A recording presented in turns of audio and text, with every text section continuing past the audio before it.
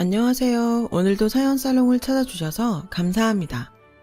서울에 사는 30대 돌싱녀예요. 여러분들은 첫사랑에 대해 어떤 기억을 갖고 계신가요? 흔히 첫사랑은 이루어지지 않아 아름다운 거라고 하죠. 저는 아름답게 남을 수 있었던 첫사랑과 기어코 결혼을 하는 바람에 끝내 아름답지는 못한 결말을 만들게 되었어요. 이런 제 이야기를 한번 해보고 싶어서 사연을 적어보게 되었습니다.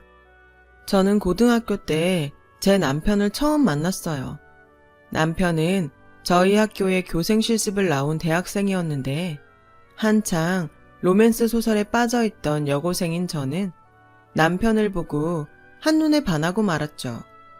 그리고 무슨 운명의 장난인지 저는 남편을 저희 집 동네에서 조금 떨어진 한 주택가에서 보게 되었고 그곳이 남편이 부모님과 함께 사는 집이라는 것을 알게 되었어요.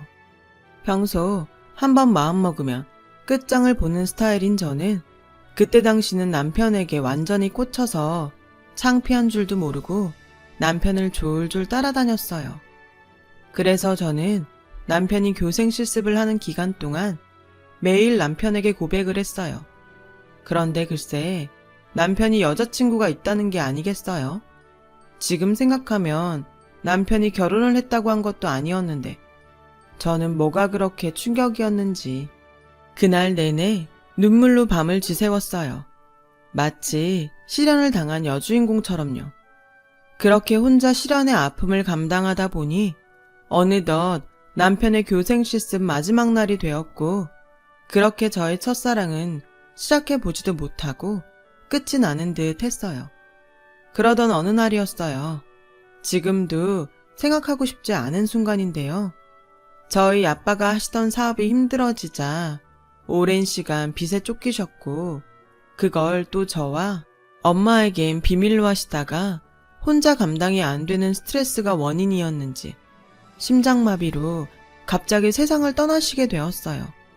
아빠의 갑작스러운 빈자리도 충격이었지만 아빠가 남기신 빚 또한 버거웠던 저와 저희 엄마는 거의 모든 것을 처분해 빚 갚는 용도로 썼지만 무섭게 불어나는 이자를 감당하기는 세 발의 피였어요. 엄마는 그런 와중에도 모아두신 대학 등록금을 저에게 주시며 아무리 힘들어도 넌 이 돈으로 대학에 가. 아빠 빚은 엄마가 어떻게든 할 테니까 라고 말씀하셨고 저는 차마 고생하는 엄마를 두고 저만 속 편하게 대학에 갈 수 없었어요. 대학은 나중에 가도 된다고 말했죠. 그 당시가 저는 나름 학교에서 전교 1, 2등을 다투는 우등생이었지만 대학 진학의 목표가 사라지니 남들 공부할 때 난 무엇을 위해 여기 있는가 하는 생각이 들더라고요. 어쨌든 취업을 해야 하니 취업할 때 필요한 것 같은 자격증 공부를 하자고 생각했어요. 친구들은 수능 공부를 하는데 저는 자격증 공부를 하고 있으니 그러지 않으려 해도 그간 밝고 명랑했던 제 얼굴에도 그늘이 지기 시작했나 봐요. 저를 옆에서 보고 안타까운 담임선생님은 그런 저에게 굳이 힘들게 야간 자율학습을 하지 않아도 된다고 하셨어요. 친구들은 야간 자율학습을 하지 않는 저를 부럽다고 했지만 저는 남아서 공부하는 친구들을 부러워하며 그날부터 이른 하교를 하기 시작했는데 그러던 어느 날 야간 자율학습을 하지 않고 집에 가는 중 동네에서 우연히 남편을 보게 되었어요. 남편은 오랜만에 저를 보니 반가웠는지 이렇게 장난을 치며 말을 걸어왔어요. 채원이? 오랜만이다. 근데 이 시간이면 너 학교에서 야자할 시간 아니야? 요놈 땡땡이 쳤구나. 저는 장난으로 반가움을 대신하는 남편에게 어린 마음에 남편 앞에서 참았던 울음을 터뜨렸고 지금 생각해도 황당하게 남편에게 이렇게 말했어요. 땡땡이 친 거 아니에요. 저도 야자하고 싶어요. 저도 대학 가고 싶단 말이에요. 엄마 앞에서 꾹 참고 친구들 앞에서 꾹 참았던 눈물이 왜 하필 그 순간 아무것도 모르는 남편 앞에서 터졌는지, 교복 입은 여학생이 남자 앞에서 서럽게 울자 주변 사람들은 우리 둘을 이상하게 쳐다봤어요. 남편은 이러지도 저러지도 못하며 저를 달래느라 진땀을 빼야 했죠.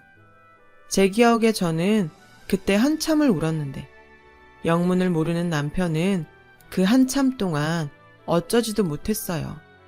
제가 조금 진정이 되자 자기도 덩달아 안도하는 듯 보였어요. 다 울었어?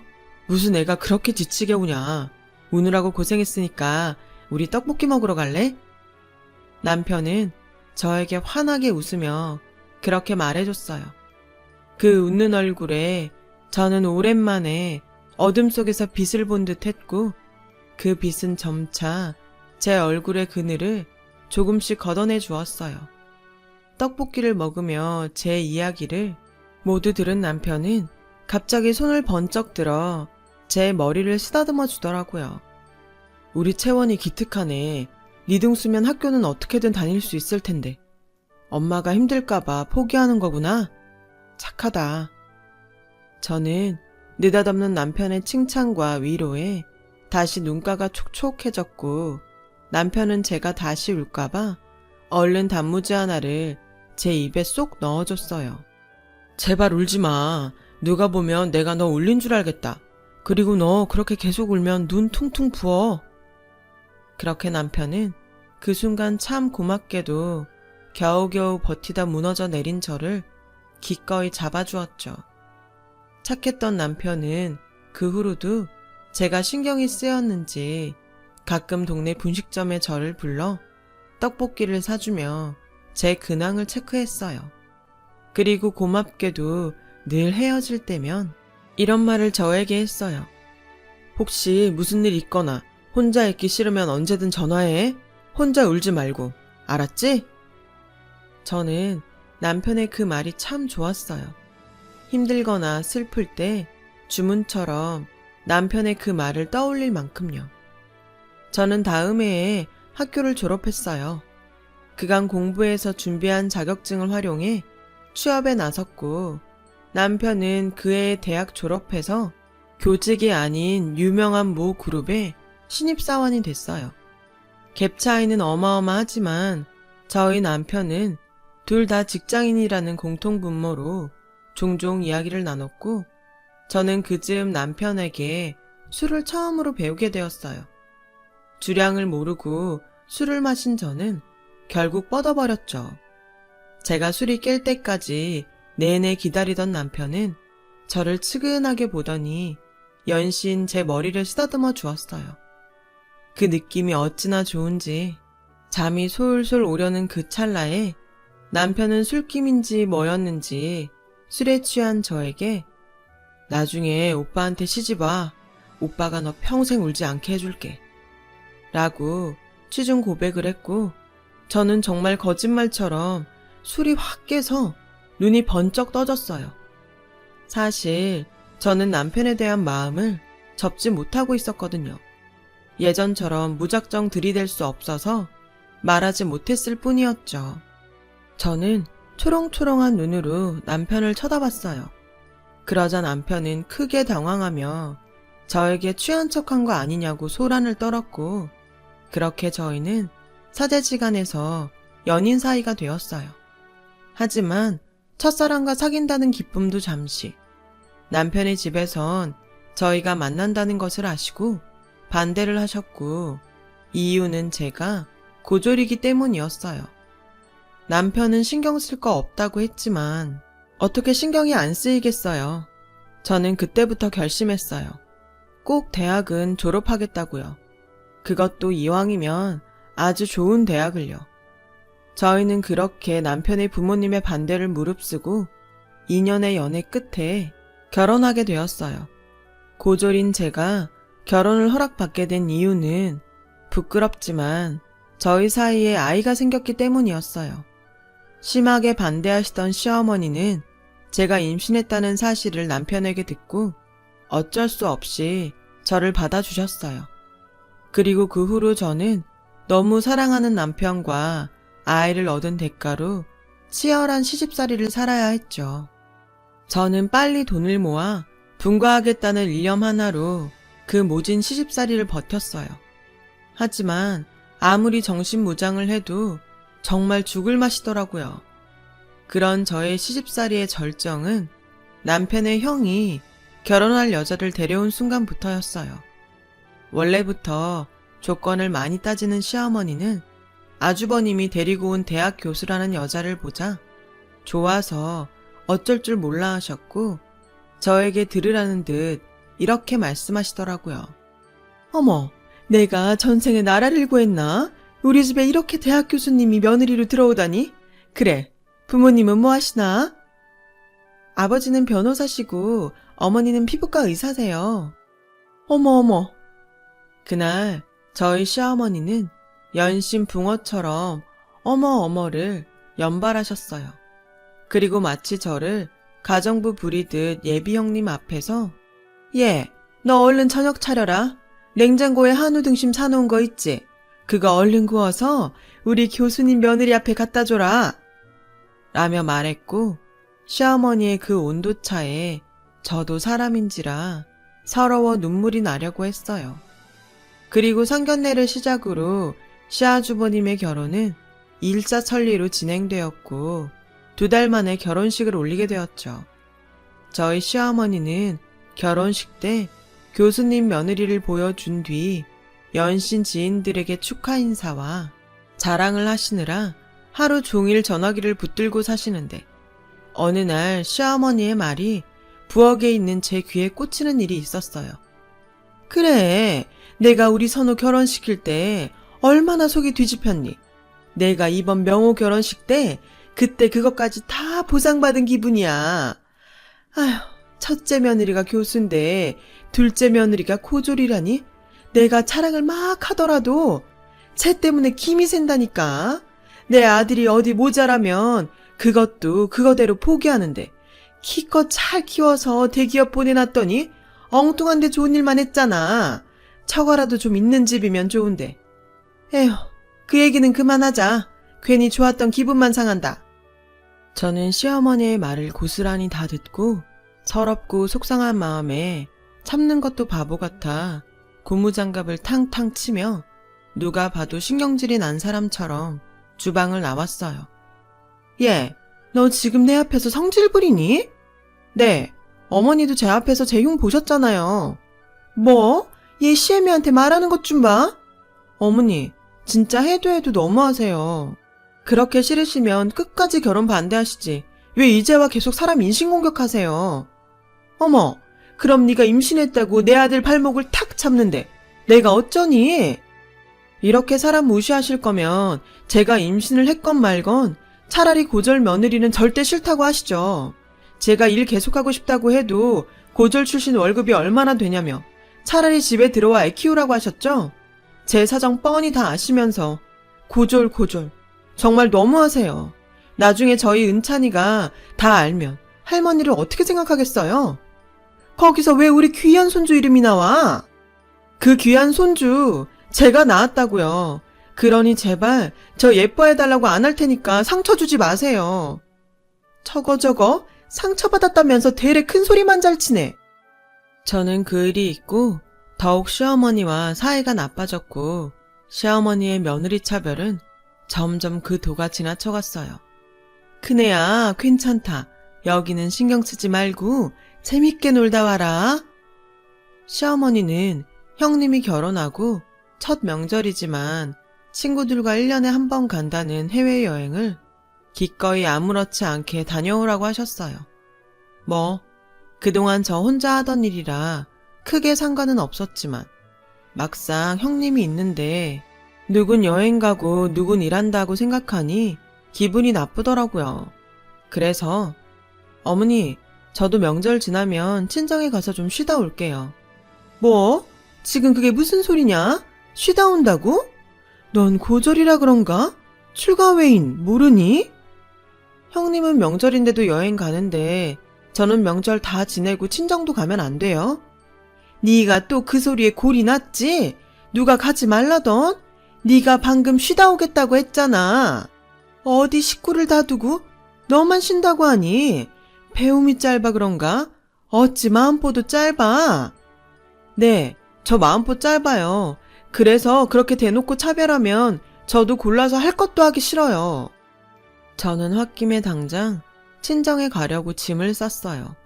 그런데 저희 아이가 저희 모습에 놀랐는지 울음을 터뜨렸고 저희 남편은 제발 예민하게 좀 굴지 말라고 저에게 볼멘 소리를 하는데 여긴 제 편이 하나도 없다는 생각이 절로 들더라고요.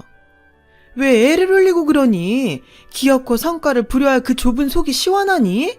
어머니! 저는 서러워 그 자리에서 소리내서 울었어요. 그 모습에 저희 아들은 따라 울고 시어머니와 남편은 황당하다는 얼굴로 저를 이해 못하는 눈치였어요. 네, 어쩌면 제가 정말 그 사람들 말처럼 애처럼 예민을 떠는 건지도 몰라요. 하지만 시어머니가 무시하고 형님과 차별을 하실 때마다 제 못난 자격지심 때문인지 끓어오르는 화를 참을 수 없게 되었어요. 그러던 어느 날 저녁 장을 보다가 우연히 커피숍 유리창에 시어머니를 보게 되었어요.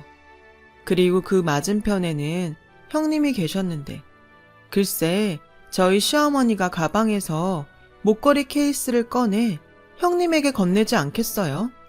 한눈에 봐도 보석이 반짝거리는 목걸이를 시어머니는 손수 형님의 목에 걸어주었고 저는 허전한 제 목을 매만지며 씁쓸한 기분을 속으로 삭혀야 했어요. 저는 속상한 마음에 퇴근한 남편에게 낮에 본 목걸이 이야기를 했어요. 그러자 남편은 한숨을 쉬며 자기는 아직도 고등학생이야? 내가 나중에 사줄 테니 그만 배 아파해. 도대체 언제까지 형님 질투할래? 저는 남편의 말에 그나마 붙잡고 있던 결혼 생활에 희망의 줄이 툭 하고 끊어지는 것을 느꼈어요. 연애할 때는 그렇게도 저에게 마음을 써주더니 결혼하고 아이를 낳고 보니 예전에 마음 깊고 다정한 남편은 사라지고 없더라고요. 저는 이혼을 결심했어요. 하지만 지금 당장 하는 이혼이 아닌 똑똑한 이혼을 해야겠다고 생각했고 치밀하게 앞으로의 일을 계획하며 가장 먼저 수능 공부를 시작했어요. 이혼하는데 수능 공부가 웬 말이냐고 생각하실 수 있는데 그놈의 고졸 타령하는 시어머니에게 보란듯이 대학 졸업장을 던져주겠다는 일념으로 혹시 몰라 준비한 비자금을 털어서 인강 수업과 수능 문제집을 구입했어요. 저는 공부한다고 쓴 돈이 아까워서 늘 시간을 쪼개 공부를 했어요. 학교 다닐 때도 공부하는데 크게 스트레스를 받지 않았는데 오랜만에 펜을 잡으니 처음엔 좀 익숙하지 않아 시행착오가 있었어요. 하지만 공부를 하다 보니 예전에 공부하던 감이 돌아와 한번 시작하면 시간 가는 줄 모르고 미친 듯이 공부를 했죠. 저는 사실 절박했어요. 이번에야말로 그 지긋지긋한 고졸 탈출을 해야 한다는 절박감이었죠. 1년에 한 번 있는 제 생일도 아침에 카톡 알림을 보고 깨달았을 정도였어요. 다른 날도 아니고 생일인데 오늘만큼은 남편이 지난날의 저에게 섭섭하게 한 일들을 사과하지 않을까 하는 혹시 모를 기대감으로 하루를 보냈지만 제 생일인 걸 자기도 카톡으로 봐서도 알 텐데 남편은 같은 부서 여직원이 갑자기 회사를 그만둔다고 해 무슨 일이 있냐고 상담을 해주느라 술이 떡이 돼서 돌아왔어요. 그날은 그렇게 의욕이 활활 타오르던 공부도 잘 되지 않았고 천장이 뚫어져라 드르렁거리는 남편을 보니 이게 말로만 듣던 우울증인가 싶은 생각이 들면서 묵직한 무언가가 저의 가슴을 짓누르는 듯 답답함을 느꼈어요. 그때였어요. 새벽 1시가 다 되어 가는데 저희 엄마가 전화를 걸어오신 거예요. 딸, 미역국은 먹었어? 생일인데 엄마가 못 챙겨줘서 미안해. 언제 엄마가 맛있는 점심 사줄 테니까 낮에 나올래? 저는 엄마의 목소리에 그만 서러움이 폭발해 눈물이 마구 쏟아졌어요. 고등학교 때 저만 대학을 포기했을 때처럼요. 하지만 그래도 자식이라고 엄마를 속상하게 하고 싶지 않았던 저는 필사적으로 엄마에게 들키지 않으려 울음소리를 참았고, 그렇게 소리 없는 오열 끝에 전화를 끊어보니 제 눈엔 하루 종일 머리에 들어오지 않았던 수능 문제집이 보였어요. 그래, 내가 여기서 나를 지킬 수 있는 건 스스로 나의 가치를 올리는 것뿐이야. 저는 악으로 깡으로 그날도 새벽 4시까지 공부를 하고 잠이 들었어요. 그런데 제가 아침에 일어나 방을 나가니 무슨 바람이 불었나 시어머니가 미역국을 끓이고 있는 게 아니겠어요? 설마 어제 못 챙겨준 내 생일 미역국을 오늘 끓여주시는 건가? 슬쩍 어떤 기대감에 시어머니에게 다가갔고, 시어머니는 그런 저를 보고 이렇게 말씀하셨어요. 국이랑 밥은 내가 다 했다. 넌 얼른 잡채 좀 해라. 갈비도 내가 미리 올려놨으니 불 잘 보고. 네? 오늘 큰애 생일인데 너 몰랐니? 동서지간에 너무하다. 내가 아침에 우리 집에서 밥 먹고 출근하라고 했으니까 얼른 움직여. 저와 형님이 하루 차이로 생일이라는 걸 전 몰랐어요. 그런데 이렇게 또 시어머니에게 생일로 차별을 받으니 저는 속에서 열불이 올라오더라고요. 손이 제일 많이 가는 잡채를 만들고 상을 차리니 기다렸다는 듯 형님 내외는 집에 도착했고 저희 식구 모두 식탁에 앉았어요. 그런데 제 자리가 없더라고요. 그래서 잠시 멍하니 있는데 시어머니는 기어코 참고 있는 저에게 폭탄을 던지셨어요. 예, 출근할 사람들 바쁘니까 먼저 먹으라고 하고 너는 이따 먹어라. 첫째, 너는 대학생 애들 가르쳐야 하니 많이 먹고, 그리고 이거 용돈 생일 축하한다. 감사합니다. 이렇게까지 챙겨주시지 않으셔도 되는데 이렇게 밥만 먹어서 죄송해요. 아니야, 이런 건 집에서 노는 사람이 하는 거지. 넌 하나도 죄송할 거 없다. 노는 사람. 정작 시어머니도 집에서 노시면서 집안일도 저에게 떠맡겨 놓으시고는 저를 노는 사람이라고 표현하셨어요. 저는 실컷 상 차리고도 노는 사람이 되어 먹지도 못하는데 더 이상은 참을 수 없어 참았던 서운한 마음을 출근을 준비하는 남편에게 쏟아냈어요. 자기, 어제 내 생일인 거 몰랐어? 아, 미안. 알았는데 정신이 없었다. 당신 지갑에 있는 내 카드로 갖고 싶은 거 뭐 하나 사. 제가 뭐가 갖고 싶어 그러겠어요? 그냥 예전처럼 따뜻한 말 한마디가 듣고 싶었는데 이건 권태기를 넘어 이젠 더 이상 회생 불가능한 사이가 된 듯 저는 절망할 수밖에 없었어요. 이런 수모를 더는 견딜 수 없어 파트타임 아르바이트를 구하고 더욱 짜투리 시간을 쪼개 수능 공부에 열중했어요. 아르바이트로 대학 등록금을 모으는 게 가능할까 싶지만 학자금 대출이라도 받겠다는 각오로 저는 식구들 몰래 공부에 제 온 마음을 쏟았어요. 그러던 어느 날이었어요. 그날은 파트타임 일을 마치고 잠깐 짬을 내 시립 도서관에서 공부를 하고 있는데 형님이 무슨 일인지 전화를 하셨더라고요. 동서, 요즘 바쁘다며. 혹시 지금도 바빠? 괜찮아요, 말씀하세요. 그게 조금 있으면 어머니 생신이잖아. 우리 부모님이 좋은 식당에서 대접 한번 해드리고 싶다고 해서. 동선에도 다 같이 어때? 괜찮지? 아, 저희까지 안 챙기셔도 되는데. 아니야, 동서가 어머니 모시고 있어서 내가 얼마나 편한데. 우리 부모님도 동서한테 너무 고맙대. 그래서 겸사겸사 감사 표시하려는 거니까 부담 갖지 말고 와. 알았지? 형님의 호의는 감사했지만 저는 벌써부터 부담이 팍팍 들었어요. 그리고 그 자리에서 또 시어머니가 어떤 말을 해서 저에게 상처를 주실까 무섭기까지 했고요. 하지만 차마 싫다고 할 수 없어 알겠다고 했고 그렇게 시어머니의 생신날이 되었어요. 어머니를 모시고 저희 부부가 도착한 곳은 꽤 넓은 레스토랑이었어요. 딱 봐도 비싸 보이는 그런 가게였죠. 저희는 직원이 안내해주는 방으로 갔고 그곳에는 이미 먼저 온 형님 내외와 결혼식 때 한 번 본 형님의 부모님이 앉아 계셨어요. 어서 오세요, 사돈. 어머, 이런 좋은 곳에 저희 식구들 모두를 초대해 주시다니 몸둘 바를 모르겠네요. 생신이신데 이 정도는 해드려야죠. 그리고 저희 딸이 동서복이 있어서 편하게 지낸다고 하니 친정 엄마로서 죄송하기도 하고요. 어머, 죄송은요. 저희 둘째 애가 워낙 살림을 잘해요. 손도 빠르고. 우리 첫째 며느리는 교수님인데 연구하고 자기 일도 해야죠.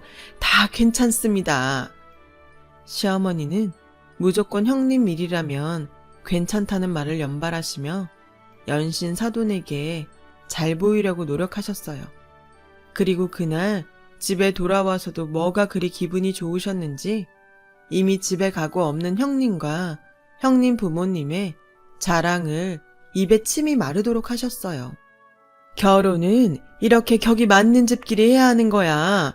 오늘 분위기 얼마나 좋았니? 으이흐, 내가 우리 선우 결혼 망친 것만 생각하면 이렇게 기분이 좋다가도 한순간에 숨이 콱 막혀. 사내 자식이 착해 빠져가지고 발목이나 잡히고. 시어머니는 기분이 좋다가 그렇게 갑자기 엄한 저에게 불똥이 튀며 또 제가 듣기 싫어하는 그 레파토리를 쏟아내셨어요. 좋은 소리도 한두 번이지.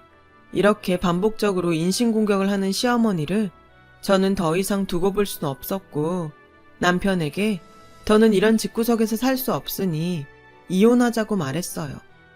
남편은 괜히 욱하는 마음에 앞뒤 생각하지 않고 말하지 말고 그냥 넘기라고 했지만 저는 그런 남편의 말에도 화가 나서 이번에는 진짜 이 집을 나가겠다는 생각으로 짐을 싸기 시작했어요. 당신 정말 나랑 이혼할 생각이야? 그리고 자기 엄마가 물고 빠는 은찬이도 내가 키울 거야.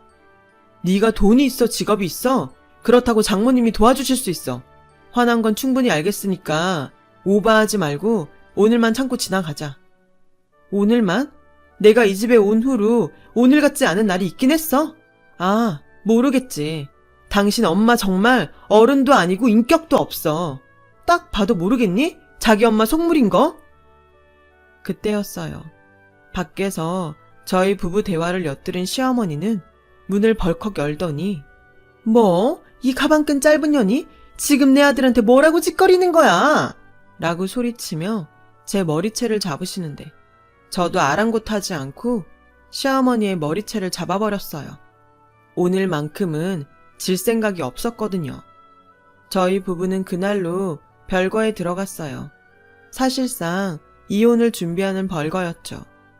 남편은 여전히 직업도 없고 돈도 없는 저에게 아이를 주지 않을 거라고 버텼고 저는 아들을 데려와야 하기에 무조건 그 잘난 직업과 돈을 벌겠노라 다짐하고 또 다짐했어요.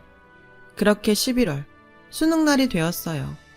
사실 별거 사실도 친정엄마한테 알리지 못하고 고시원에서 생활했었는데 오늘은 시험을 보고 친정엄마에게 모든 일을 털어놓자고 결심했어요.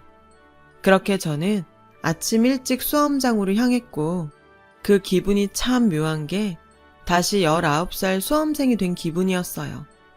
저는 제 인생이 걸렸다는 생각에 간절한 마음으로 시험을 받고 술술 풀리는 문제를 보며 앞으로 내 인생이 이렇게 술술 풀리면 좋겠다는 마음으로 친정으로 갔어요. 그런데 저희 엄마는 뜻밖의 어떤 한정식 집에서 일을 하고 계셨고 저는 또 그 모습에 마음이 덜컥 내려앉는 듯 했어요. 엄마, 여기서 뭐해? 아빠 빚 나 결혼할 때 다 갚은 거 아니었어? 왜 엄마가 이런 일을 해? 여기 네 외삼촌 가게야. 엄마가 뭐든 하고 싶다고, 일 배우고 싶다고 했어. 저는 평소 엄마와 잘 왕래를 하지 않았던 외삼촌 이야기에 이 일을 어떻게 생각해야 할지 판단이 잘 서지 않았어요. 그런데 제가 왔다는 소리에 밖에서 이를 보다 들어온 외삼촌은 저에게 이런 이야기를 해주셔서 전 마음을 놓을 수 있었어요. 내가 네 아버지 돌아가실 때 여기 식당을 시작해서 정신이 없어서 너랑 네 엄마를 못 챙겼다. 내내 그게 마음에 걸렸어. 근데 마침 네 엄마가 일하고 배우고 싶다고 해서 내가 여기 와서 일 배우라고 했다. 월급도 주고 일도 가르쳐주고 있으니 너 오해는 하지 말고. 여기서 일 잘 배우면 내가 목 좋은데 분점도 내줄 거야. 그땐 너도 네 엄마도 도우면서 남들 버는 것처럼 벌고 살아. 저는 외삼촌의 말에 가슴이 저려왔어요. 아빠가 돌아가시고 세상엔 엄마와 저, 단 둘뿐이라고 생각했는데 삼촌의 말을 들으니 그때의 기억이 떠올랐거든요. 저는 엄마와 삼촌에게 오늘 수능을 보고 왔고 대학에 합격하면 학자금 대출을 받더라도 대학에 다닐 생각이라는 것을 말하고 가장 중요한 남편과 별거 중으로 이혼을 할 생각이라고 말했어요. 그간 아무것도 몰랐던 저희 엄마는 제가 쏟아내는 말들에 뒤로 넘어갈 듯 깜짝 놀라셨죠. 그 와중에도 외손주가 마음에 걸리셨는지 저에게 이렇게 말씀하셨어요. 은찬이는 어쩌려고. 그러지 말고 다시 잘 풀고 살아봐. 우리 이서방 같은 사람 없잖아. 너 그때 첫사랑이라고 엄청 좋아하지 않았어? 응, 그때는 그 사람이 첫사랑이자 구세주 같았어. 근데 막상 결혼하고 시댁에 들어가 사니까 거긴 지옥이었어. 저는 떨어지지 않는 입을 달싹이며 그간 고졸이라고 무시당하고 교수인 형님과 비교당하며 힘들게 살았다는 이야기를 했어요. 그러자 저희 삼촌은 단단히 화가 나서 당장이라도 그 집에 쳐들어가 시어머니와 남편을 가만두지 않겠다고 성화를 부리셨어요. 저는 흥분한 삼촌을 말리며 꼭 성공해서 그들에게 복수할 거라고 말했고 삼촌은 그런 저의 복수에 기꺼이 힘이 되어주겠다고 약속하셨어요. 너 대학 등록금 걱정하지 마. 대출 받을 것도 없고 삼촌이 너 대학 다니는 동안 등록금 전부 다 내줄게. 넌 공부만 하고 네 엄마나 도와. 그래서 당당히 살아라. 애도 데리고 오고. 그날 이후 저는 다시 엄마와 생활을 하기 시작했어요. 그리고 그간의 노력으로 저는 우리나라에서 가장 좋다는 S대 경영학과에 입학했고 외삼촌의 든든한 지원으로 대학 공부를 원 없이 하게 되었어요. 엄마는 1년 정도 외삼촌의 가게에서 일을 배우셨고 드디어 분점 주인이 되셨는데 엄마는 가게 운영이 처음이라 자신이 없다고 하셨지만 제가 공부하는 학과가 경영학과라 그런지 저는 가게 운영이 참 재미있었어요. 처음엔 그저 입소문으로 조금씩 잘 되어가던 가게는 대학 졸업 후 저의 본격적인 마케팅으로 손님이 물밀듯 몰려오기 시작했고 개업한 지 3년 만에 연매출 50억이라는 쾌거를 이루게 되었어요. 저는 가게 운영이 재미있고 저희 엄마는 사람 상대하는 서비스가 좋으니 그야말로 저희 모녀는 환상의 콤비가 따로 없었죠. 저희 모녀의 시너지 효과로 가게는 승승장구하게 되었고 고급스럽고 유명한 한정식 집으로 자리를 잡게 되었어요. 그리고 이윽고 벼르고 벼르던 그날이 되었어요. 남편이 그렇게 노래하던 직업과 돈이 생긴 전 미뤄뒀던 이혼을 하기 위해 4년 만에 남편에게 연락을 했고 곧 있으면 시어머니 생신이니 4년 전 그때처럼 형님 내외와 모두 함께 가게로 오라고 초대를 했어요. 그 가게 주인이 저희 엄마인지는 까맣게 모른 채 시어머니는 고개를 빳빳이 들고 가게로 오셨고 가게를 한번 빙 둘러보는데 어머니, 여기 요즘 하도 유명해서 예약 안 하면 올 수도 없는 곳이에요. 메뉴들도 다 고급지고 비싼데 아는 교수님이 그러시는데 여기 매출이 50억이 넘는다는 거 있죠? 아무래도 동서가 어머님이랑 서방님한테 용서받으려고 큰맘 먹었나 봐요. 그래, 하기사, 출가 외인이 4년이나 나가 살았으면 소박감이긴 하지. 그래, 이참에 극이나 팍 꺾어서 찍소리도 못하게 들어앉혀야겠다. 형님과 시어머니는 그렇게 가게를 두리번거리며 직원의 안내에 객실로 들어왔고 시어머니는 먼저 자리에 앉아있던 저를 향해 콧방귀를 끼며 비웃음을 날리더라고요. 네가 버텨봤자 얼마나 버틸까 내 궁금했다. 그래도 자존심은 있다고? 용케 몇 년은 버텼구나. 그래, 이젠 네 분수를 알았니? 앞으로 내 집에서 찍소리 하지 말고 조용히 찌그러져서 살아. 알겠어? 어머니는 참 여전하시네요. 이렇게 오랜만에 뵙는 건데도. 참 같이 있기 힘드네요. 어머, 얘 말하는 것 좀 봐. 너 아직도 떠들 염치가 있니? 역시 무식한 애들은 앞뒤 분간이 없어.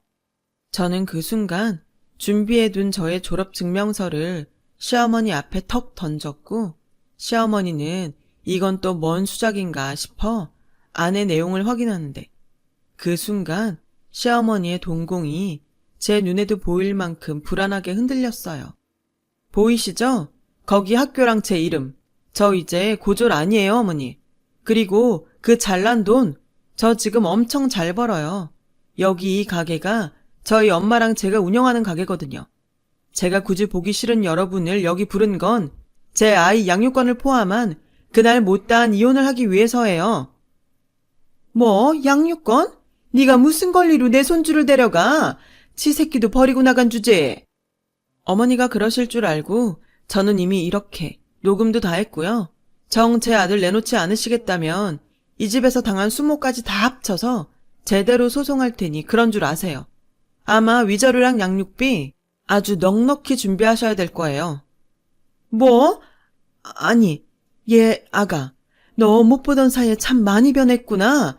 자, 내가 지금 생각해보니까 옛날엔 좀 지나친 부분도 있었다. 그래, 내가 사과하마. 이제 너도 이렇게 좋은 대학도 나왔고 네 말 따라 이렇게 좋은 가게에 돈도 잘 벌면 내가 널 다시 무시하겠니? 우리 지난 날은 다 잊고 은찬히 생각해서 다시 잘 살아보자. 네가 원하면 분가해도 돼. 막말로 너 이렇게 성공한 거에 내 공도 있지 않니? 갑자기 돌변한 시어머니를 보고 저는 참 어이가 없었어요. 자기 때문에 죽을 맛으로 버티고 이제까지 왔는데 그걸 자기 공이라고 하다니. 그 후 저는 승률 좋은 대학 로펌에 이혼 소송을 의뢰했고 양육권은 물론이고 제가 당한 정신적 고통과 모욕까지 합쳐 1억이란 위자료를 청구했어요. 물론 시간은 좀 걸렸지만 제가 승소했고요. 지금은 한강이 보이는 좋은 곳에 자리 잡아 사랑하는 엄마와 아들과 함께 살고 있어요. 불과 몇 년 전과 완전히 달라진 제 삶을 돌아보면 가끔 소름이 돋을 정도로 꿈만 같은 기분이에요. 남편과 시어머니는 아직도 저희 아들과 또 한순간에 자기들 집보다 훨씬 부자가 된 사돈이 아쉬워 끈질기게 연락을 해오고 있어요. 어떤 날은 화를 내고 어떤 날은 사정하시는데 정말 그걸 다 듣고 있으면 인간이 어쩌면 저럴 수 있을까 진절머리가 나요. 그래서 시간을 내서 핸드폰 번호도 바꿔버렸어요.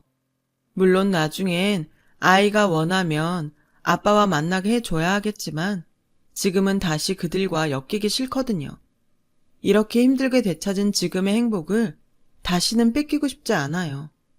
지금까지 파란만장했던 제 인생 이야기 들어주셔서 감사합니다. 여러분들은 부디 저처럼 불안한 롤러코스터 같은 인생이 아닌 천천히 여유있게 주변도 봐가며 돌아가는 관람차 같은 인생 되시길 진심으로 바랄게요. 행복하세요. 여러분, 사연 댓글에 응원과 현명한 조언 부탁드려요. 좋아요와 구독은 저에게 큰 힘이 됩니다. 오늘도 좋은 일 가득하세요.